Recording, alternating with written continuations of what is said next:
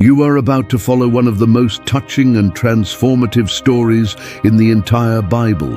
The journey of a young disciple who heard God's call and decided to pay the price with his body, with his soul, with his heart. Over the course of 10 exciting episodes, we'll dive into the story of Timothy, the son of a nameless woman, the young man who suffered for the love of the mission, the disciple who remained silent in the face of pain, the man who became Paul's right-hand man, and the leader who learned to love even in moments of rejection.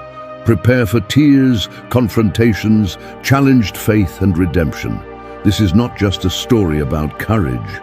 It's about real faith, about the price of obedience, and about how God transforms anonymous people into pillars of faith. Subscribe to the channel, activate notifications, and follow each chapter of this unprecedented series that will touch your soul and change your perspective on calling. This is the story of Timothy, the story of a heart that chose not to turn back. Chapter 1. The young man who heard the voice of the Apostle Paul. He grew up among whispered prayers and ancient promises. A son of a Jewish mother and a Greek father, rejected by some, ignored by others. But one day, while carrying a bucket of water, a voice called his name. It was not his mother's voice. It was not the voice of the synagogue elders. It was the voice of an apostle, and with it came a calling that would change his life forever. But before leaving on his mission, Timothy had to face something no one expected, a demand that involved not only faith, but pain. It wasn't enough to follow Paul. It was necessary to sacrifice his own flesh. And it all began with a question: are you ready to walk? Who was this quiet young man whom God was secretly preparing? What did he hear from Paul's lips that changed everything? And why did he need to be wounded before proclaiming healing? In this true and moving story, you will discover the moment Timothy heard the voice so many prayed to hear, and what he had to surrender to obey that call. The house where Timothy grew up stood on the corner of a dusty street in the city of Lystra, a city forgotten by many, but not by God. Located in the region of Ionia, part of ancient Asia Minor, it was a simple place surrounded by barren hills and an almost always clear sky. The house was made of rough stone and clay, the roof covered with dry branches, the walls marked by time. There was no beauty to human eyes, but there was reverence within. In this house lived 3 lives united by faith. Lois, the grandmother, was a woman of prayer, wise from time and loss. Eunice, the mother, was steadfast with serene eyes and calloused hands. And lastly, Timothy, the son who listened more than he spoke. From a young age, his presence was quiet, but he carried an inner strength that only heaven could perceive. They had no material wealth. Their clothes were sewn by hand. Their food came from their own labor, and the walls creaked with the evening wind. But what sustained that house was invisible faith, hope, and a silent expectation that God still worked among the simple. Timothy did not know his father as he knew his mother. His father was a Greek, someone distant from the faith, perhaps present in the beginning, but absent in the family's soul. Only his name and the memory of a face faded by time remained. The boy grew up between 2 worlds, the firmness of Jewish tradition and the emptiness of his pagan heritage. It wasn't easy, but God had planted something in him that no culture could erase. From a very young age, Timothy listened to the teachings of the Torah with impressive respect. His grandmother spoke of Moses, Elijah, David, men who spoke with God and obeyed even without understanding. His mother read aloud the texts of the prophets, and he listened to every word as if it was spoken just for him. Even without knowing it, he was being molded. Every story was a seed, every prayer a calling. But despite the routine of faith and obedience, something within Timothy was restless. While the hills of Lystra remained immobile, something in his heart stirred. He saw the other young men playing, making plans, talking about trade, marriage, or land. But he wanted more. He didn't know what. He only knew that life, however it might be, was not the end. Lystra, in itself, was a portrait of oblivion. Its dirt roads, its silent squares, its predictable markets. Everything seemed to go in circles. The elders repeated old stories. The merchants discussed the same prices. The flocks followed the same trails. It was a city that lived but didn't, dream that breathed but didn't hope. But Timothy hoped. At night, lying in silence, he looked at the clay ceiling and listened to the sound of the wind blowing through the cracks. He closed his eyes and imagined what it would be like to hear the voice of God, not just through the scriptures, but directly like the men he admired in the ancient texts. Does the Lord still speak like that? He wondered. Does he still call the little ones? This restlessness was his secret prayer. No one knew, but he spoke to God when he carried water, when he lit the fire, when he watched the fields. His silence was not empty. It was sacred. The neighbors respected him. The community leaders knew of his conduct. It was not common to see a young man with such reverence, such purity. He was not exalted, but he was constant, and that was enough for God to look at him attentively. And it was in this setting that eternity began to stir. There was no thunder, there was no lightning, but in the midst of the monotony of Lystra, a different man appeared, a man with marks on his body, visible scars, intense eyes. His name was Paul, and with him came a voice, not just of teaching, but of mission. Timothy didn't know it yet, but that man carried within him an answer he had long awaited. But something was about to interrupt this silence. Paul had arrived. With his deep eyes, his firm voice, and his body marked by persecution, he did not seem like an ordinary man. And indeed, he wasn't. Wherever he went, he left traces of faith, division, and conversion. And now he was there in Lystra, precisely in the land where a young man for years had been formed in silence. But before any encounter, it is necessary to return to the root. Timothy's faith wasn't built in squares or synagogues. It was built at home. It was in the hands of Eunice, his mother, and in the firm words of Lois, his grandmother, that he learned to fear God without fanfare, without applause, just faithfulness. From a very young age he listened to the texts of the law, recited the Psalms, and knew the promises of the prophets. It wasn't an obligation. It was life. His father's absence accompanied him like a subtle shadow, a Greek, indifferent to faith, distant from the mission. Timothy didn't see him as an example. His name was present, but his spirit was not. And perhaps it was this absence that further strengthened his attachment to the two women who raised him. Eunice never spoke with bitterness. She never poisoned her son's heart against his father. On the contrary, when Timothy asked Mother why didn't he stay, she simply replied, because some leave, so that God has room to draw closer. Lois, more direct, would say, God never builds on cracked foundations, but he can even use the shards to make something new. Timothy listened and kept it to himself. He was always more of a listener than a talker, but within him a flame grew, a thirst that not even knowledge of the scriptures could quench. He felt there was something more, a purpose perhaps, a mission. He was respected in the synagogue. The elders praised his posture, his purity, his constancy. The other young people, however, didn't understand him. They said he was too serious, but Timothy knew it wasn't seriousness, it was preparation. And even without fully understanding, he waited. Eunice noticed her son's eyes frequently looking at the sky. "What do you see up there?" she asked.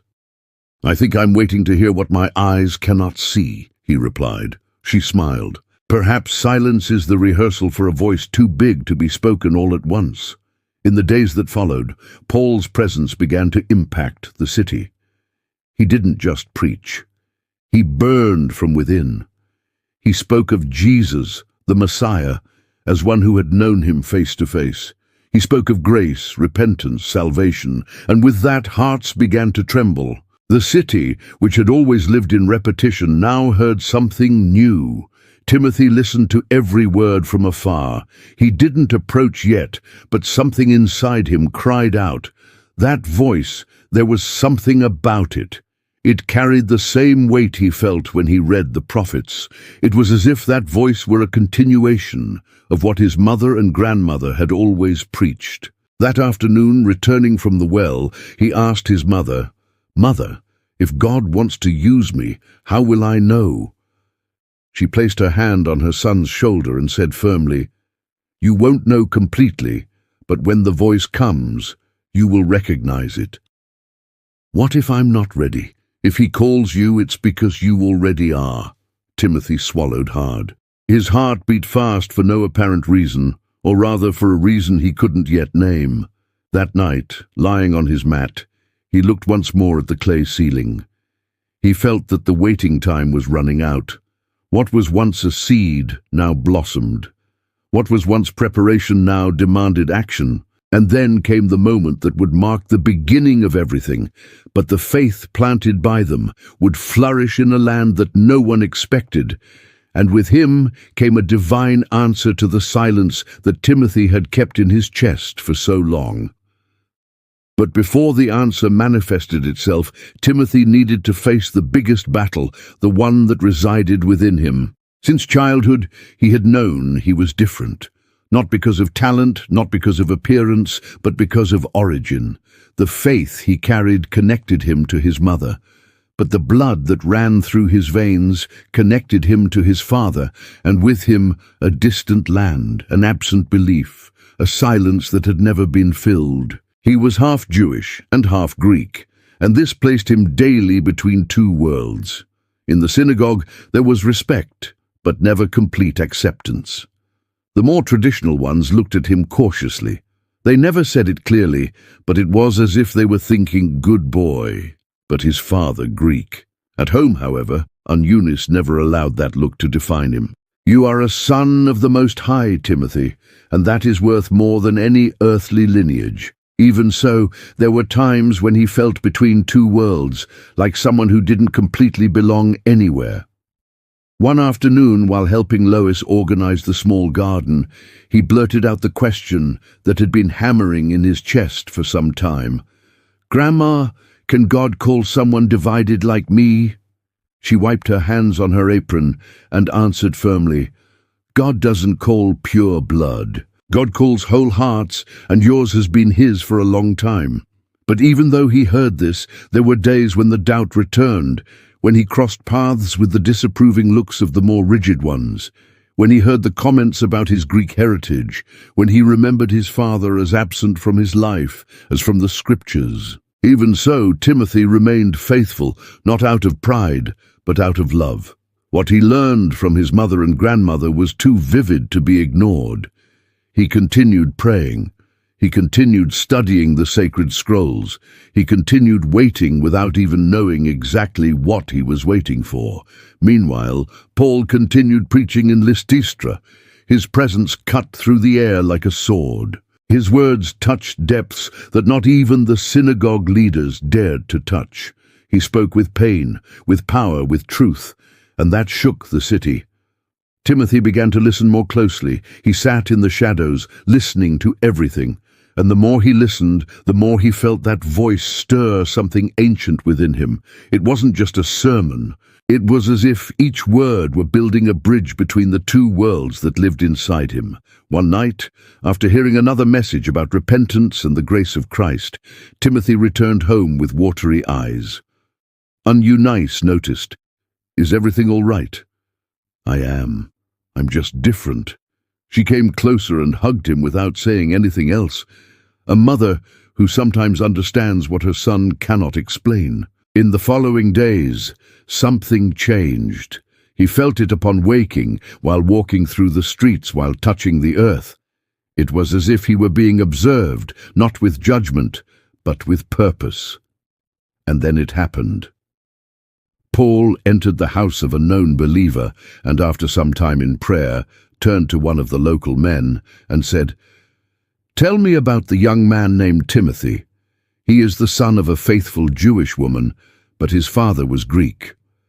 I want to meet him, And so at the end of that afternoon, Timothy heard his name called out loud by someone outside for the first time. "Timothy, the apostle wants to see you." He stopped. The bucket of water he was carrying trembled in his hands. His heart pounded. For a moment, all the thoughts of his childhood, all the doubts, all the fears resurfaced. Would he really be called?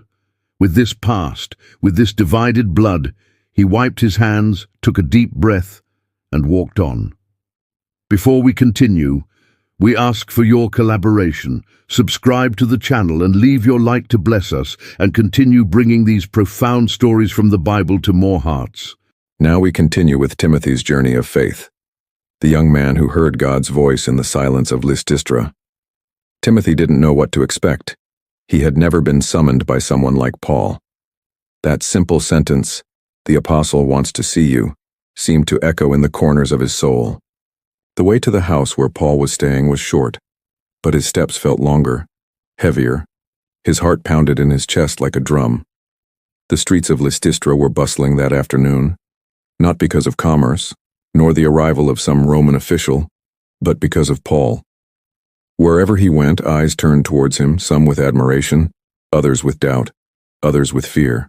His reputation as a preacher, missionary, and even survivor of persecutions preceded him. But amidst so much attention, it was his gaze that fell upon Timothy. When Timothy entered the house, he saw a tired man with a steady gaze and serene expression. Paul was sitting in the shade, surrounded by some brothers. He didn't look like someone seeking honor or attention. He looked like someone carrying a weight, a calling that both ached and burned. Paul raised his eyes, and when he fixed them on the young man, time seemed to stop. "Are you Timothy?" "I am, sir." "I've heard of you," Paul said without preamble but with warmth in his voice. "Your faith is well known. Your life is a testament. But tell me, are you ready to walk?" Timothy swallowed hard. That wasn't a typical question. It wasn't about where he lived, what he did, or who his father was. It was about something much deeper. "Walk where?" he asked, his voice trembling. "Where the gospel leads you, where the kingdom needs you, walk with me. But above all, walk with the Lord." The silence that followed seemed sacred. The room previously filled with murmurs grew quiet, and it was in that moment that Timothy heard the voice that changed the wind. It wasn't Paul's voice. It was the voice within him, a voice that didn't come from his ears, but from his soul. It was as if everything he had lived up to that point, Eunice's teachings, Lois's stories, the solitary prayers, converged at that exact moment. The answer he had been searching for so long didn't come in the form of an explanation, but of direction. Yes, he wanted to go, yes, he wanted to follow, but with that fear arose, wanted, "Am I worthy?" Paul seemed to sense the inner battle and spoke gently, "If the Lord calls you, he will equip you. It's not about deserving, it's about obeying." That day, for the first time, Timothy felt peace. Within his division, the son of a Jewish woman and a Greek man raised between two worlds. He now understood God wasn't calling him in spite of that. God was calling him because of it. He would be a bridge. He would be an answer. He would be part of something that began long before him and would continue long after. As he left the house, the wind blew differently. The city was still the same, but Timothy was no longer the same. He knew something had changed. But before leaving with Paul, before beginning the journey, something still needed to be addressed. And Paul knew it. In a more private conversation, he explained, "Timothy, there is something you need to do. Not for salvation, but for love of those we will reach. You are the son of a Greek, and among the Jews this can be a stumbling block." The young man understood immediately, his heart tightened. "Are you asking me to prepare, to give up, to sacrifice for the love of the gospel?" He lowered his eyes. He felt the weight of the decision. It wasn't just a spiritual choice. It was something that would stir his flesh, his dignity, his past. And yet he didn't hesitate. And it was to himself that voice wanted to speak. Even knowing that Paul's request involved pain, embarrassment, and renunciation, he didn't ask for time to think. He just lowered his head and said, If this is necessary to avoid causing offense, I will do it. Paul saw that and remained silent for a few moments. It was as if something within him was confirmed. The young man's firmness didn't come from the flesh. It wasn't pride nor haste. It was surrender. Later, while talking with the local brothers of the community, Paul heard even more about Timothy. One of them said, "Since he was little, this boy has been different, quiet but attentive. He never strayed from the faith, even with his father absent." Another added, "When many young people sought the ways of the world, he sought the ways of God. Even with doors half closed because of his background, he remained pure." Paul listened attentively, but his gaze remained fixed on the horizon. What he heard only confirmed what he already discerned in the Spirit.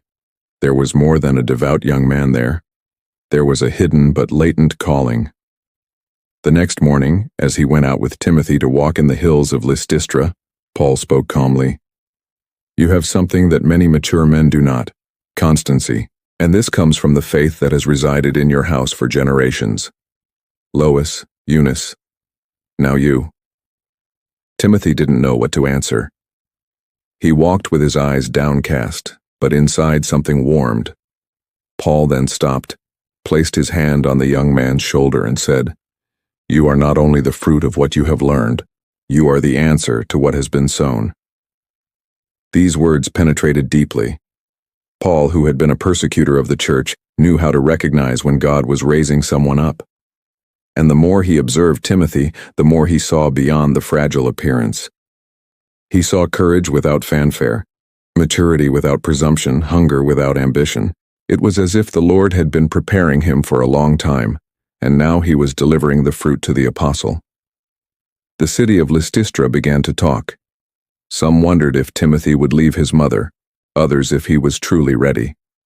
But for Paul, the matter was already settled. Not by what others said, but by what his spiritual eyes saw. That same day, Paul called the elders of the community to witness something important. Before them, he placed his hands on Timothy and declared, "This young man will be my companion in the work. We will go together, and what God has begun in him, he himself will complete." And as they prayed, Timothy's eyes closed. But within him, everything opened. A new time was born. He was no longer the boy from Lystra. He was being set apart, consecrated, sent. But before the departure, the sacrifice had to be made. That night, alone at home, Timothy was silent. He looked at his mother, who was preparing dinner with trembling hands. She already knew. Without needing to explain, she embraced him, wept softly, and said, "You are no longer just my son. Now you belong to the world. Go where God leads you." He didn't answer. He just squeezed his eyes shut, trying to hold back the tears. And so the next day, Timothy was circumcised, not out of legalistic obligation, but out of love for the Jews, out of wisdom, out of surrender. He wounded his own body so as not to wound the conscience of others. Paul watched everything in silence. When the young man returned, tired but resolute, he embraced him respectfully. And in the apostle's gaze, there was a different gleam, something that said, "You are ready." But what Paul saw was not just a young man.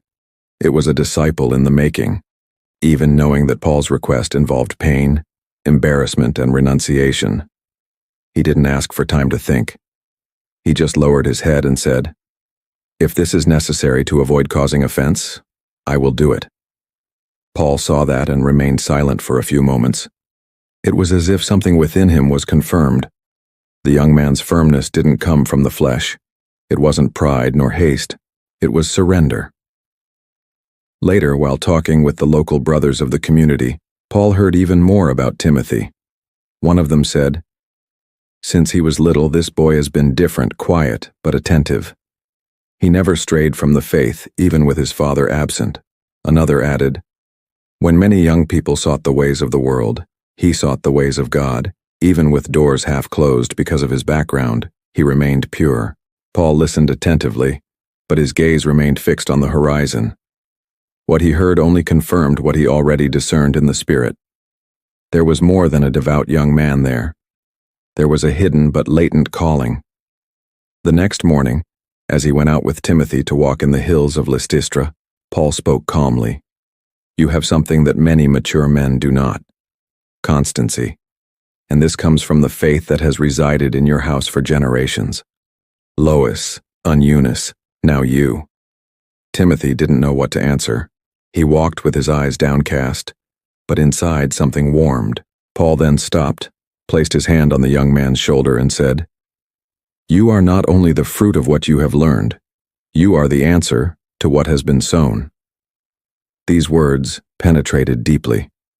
Paul, who had been a persecutor of the church, knew how to recognize when God was raising someone up, and the more he observed Timothy, the more he saw beyond the fragile appearance. He saw courage without fanfare, maturity without presumption, hunger without ambition. It was as if the Lord had been preparing him for a long time, and now he was delivering the fruit to the apostle. The city of Lystra began to talk.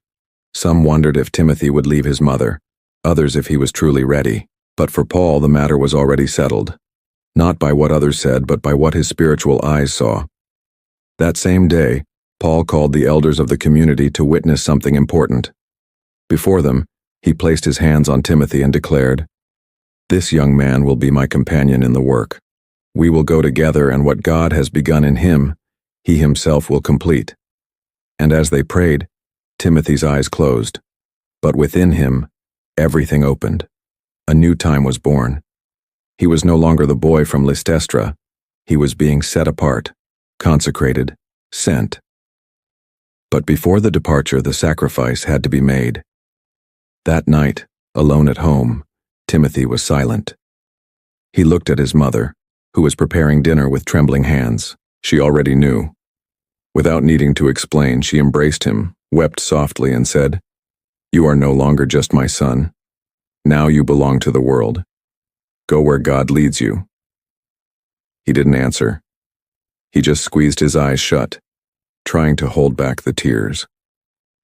And so the next day Timothy was circumcised, not out of legalistic obligation, but out of love for the Jews, out of wisdom, out of surrender. He wounded his own body so as not to wound the conscience of others. Paul watched everything in silence. When the young man returned, tired but resolute, he embraced him respectfully. And in the apostle's gaze there was a different gleam, something that said, You're ready. But what Paul saw was not just a young man, it was a disciple in the making. That night Timothy slept peacefully, but sleep didn't come easily. He woke before the sun rose over Lystra. The sky was still dark, but inside him there was already light. He got up quietly, unhurriedly. He knew that every gesture that morning would carry the weight of the last time.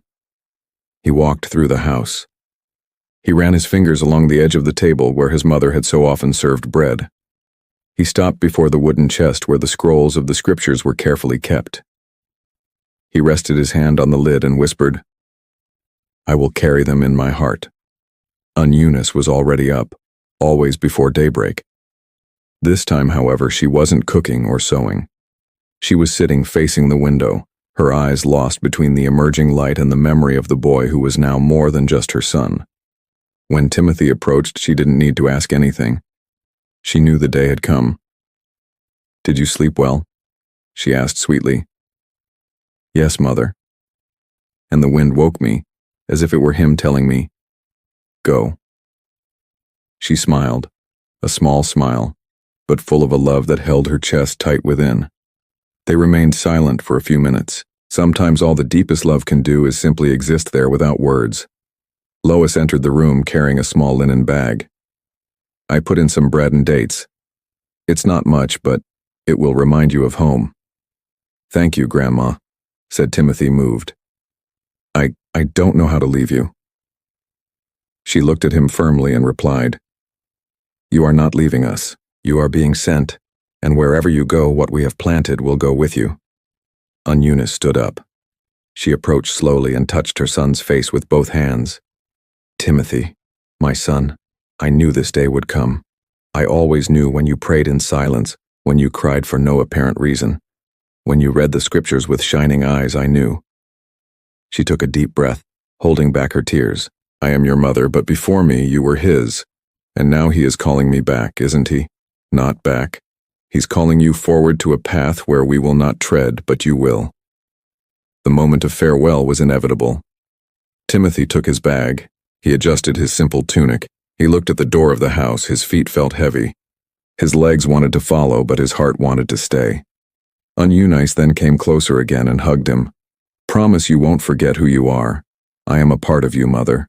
I am the fruit of your faith. She tightened her embrace and whispered, Then go. Go fulfill what God has written for you. At the gate, Paul was already waiting for him in the distance, arms crossed. He observed in silence. There was no rush. He knew that this moment between mother and son was sacred. Timothy turned around one last time. He saw Lois standing in the doorway's shadow. He saw Eunice holding tight to one of the house's columns with one hand and her heart with the other. He raised his hand in farewell without words.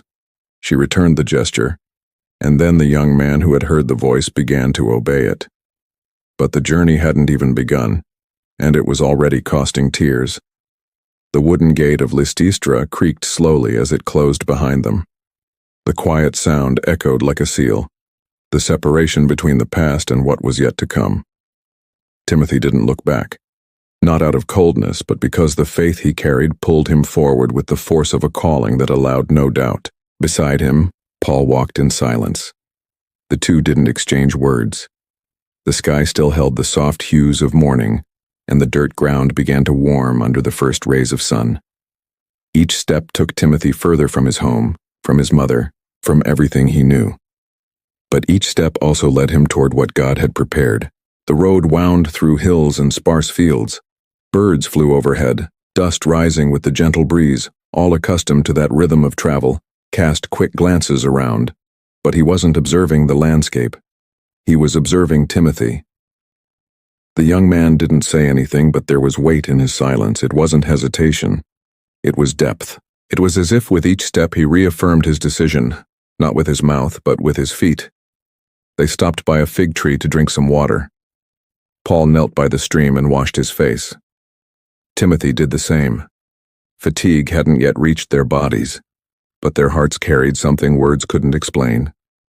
Was it difficult? Paul asked without taking his eyes off the water. Timothy thought for a moment before answering. It was, but it was necessary. Leaving wasn't a choice. It was a response. Paulo nodded. The young man's sincerity was like a bomb.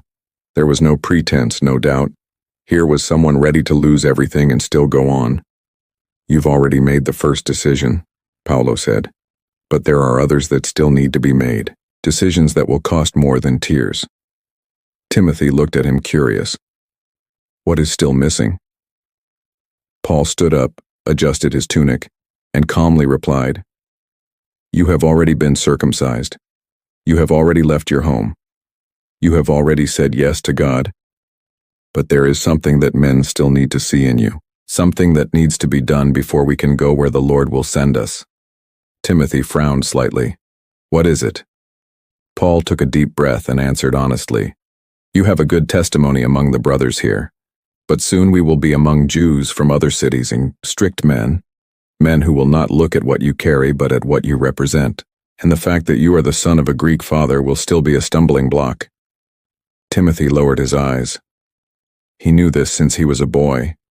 He had lived with this tension. His father's blood had always been a silent obstacle. So what will we do? He asked serenely.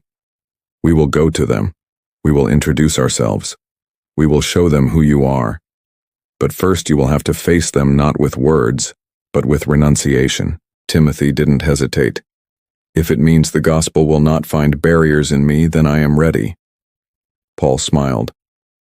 There was the confirmation of everything he had heard about that young man. It wasn't just faith. It was maturity. The two resumed their walk. Now the silence was different, filled with purpose, with courage, with surrender. At dusk they sighted the next village where a Jewish community that knew Paul lived but didn't know Timothy. The reception wouldn't be simple. Many still distrusted Greeks even when they embraced the faith. Paul looked at the young man beside him.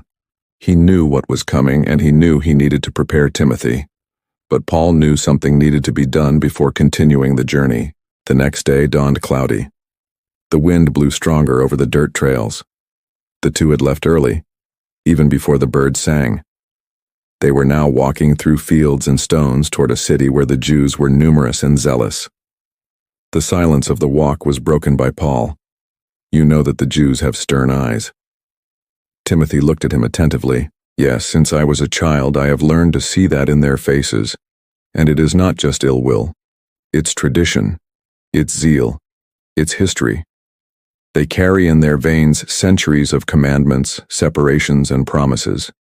They were prepared to wait for something, and at the same time to protect what they have. Timothy nodded, understanding, but he expected more. Paul continued. And now they see men like us preaching that the Messiah has come, that the promise has been fulfilled, that the cross has overcome the law. For many this sounds like treason, for others like heresy, and for some like madness. The young man took a deep breath. And I am half Jewish, half Greek. They will look at me and not know where to place me. Paul stopped walking. He turned completely to him. Precisely because of that, Timothy, you need to be a bridge, and a bridge needs to bear the weight of both sides. These words pierced the young man's heart like an arrow of light. Be a bridge. Unite what is opposed. Bear the weight of the conflict. He understood, but he also feared. What must I do? Paul took a deep breath before speaking. You were recently circumcised. That already aligns you with the covenant. But now we need to go beyond the rite. We need a living renunciation. You will be my voice in places that won't easily hear me. You will go in where I am rejected, but for that you need to go through a screening. Timothy swallowed hard. What kind? Paul looked at the horizon and said, They will test you. They will ask questions about your father. They will look at you as a foreigner. Some will refuse even to listen to you. And because of that, your body needs to testify what your soul has already decided. The young man understood even before the explanation. It was more than faith, it was identification. It was a seal not only on the soul but on the flesh. Do you mean that there will be another mark? He asked in a firm voice. Yes, said Paul. But now it will not be merely out of obedience to the law. It will be so as not to cause offense. You already belong to the kingdom, but they don't know that yet. And the only way to show it is by giving up something. You have a right to reach those who live bound by duty. Timothy remained silent. The wind rustled the dry leaves around them. The ground crunched beneath their feet. The road seemed narrower now, but within him the decision had already been made. If I truly am a bridge, then let my body carry the planks of sacrifice. Paul looked at him, not with pity, but with admiration. You will go far, Timothy, but this first step will hurt. Timothy nodded. Pain is part of the new birth, isn't it? Yes, said Paul. And this new birth begins today, and the next requirement would touch not only his soul but his body. The silence between them was sacred. After Paul's words, there was nothing more to explain. It wasn't a requirement imposed by the law. It was a gesture to break down barriers, to open paths so that the gospel would not encounter resistance. In heart still bound by traditions, Timothy understood not with logic but with the Spirit. God's calling for him now required real marks, the kind that stay on the body but transform the soul. If necessary, said the young man firmly, I don't want my origin to hinder the message I carry.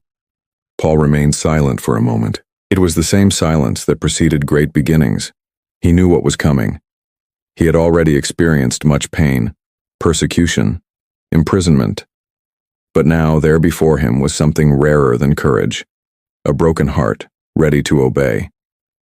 The afternoon fell slowly. They found a stone shelter near a small stream, a simple place almost hidden, the kind of setting God always chose for great transformations. The moment arrived, and Timothy did not back down. With clean cloths, olive oil, and fresh water, Paul prepared everything. The young man lay down on a smooth stone, his gaze fixed on the sky. There was no audience. There were no praises, only the pure and silent obedience of someone who had said yes to God and was now proving it with his own body. The circumcision was performed carefully, and even though the pain was sharp, Timothy did not murmur. He endured each second as an intimate sacrifice, like a secret altar where lambs were not offered, but one's own flesh, not out of obligation, but out of love. After the act, Paul cared for the wounds. He applied oil, covered them with linen, and helped the young man lie down in the shade. Timothy's face was pale, sweaty but calm. The silence now was different. It was no longer one of waiting. It was one of fulfillment. "You have been faithful, even before preaching a single word," said Paul. "I preached with my body," replied Timothy in a low voice, "so that no one else needs to stumble over my name." The following hours were spent resting. Timothy slept for a while, exhausted but at peace. When he woke up, the sky was already darkening. The stars began to shine above the field, and the campfire crackled softly. Paul watched him in silence, and finally he asked the question that would mark the beginning of the new stage. "Are you ready to walk with me?" Timothy took a deep breath, feeling his body throb, but his spirit burned like fire. "I am, if it is God's will." Paul looked at him with tenderness and firmness, and with a voice full of experience, he said, "Then prepare yourself. The price of beginning is higher than you imagine." And as Paul's voice echoed in his heart, Timothy simply nodded. He didn't know what awaited him, but he decided to trust. He said, yes. Without understanding the price, but in the next chapter, he will discover that following God requires more than words. In the next chapter, Timothy will face the blade of sacrifice, a pain he didn't need to suffer, but accepted for love of the mission. Will faith be enough to endure the cut? Don't miss episode 2, The Pain. He didn't have to suffer. He hurt himself for the love of God. This story will touch the deepest part of your heart.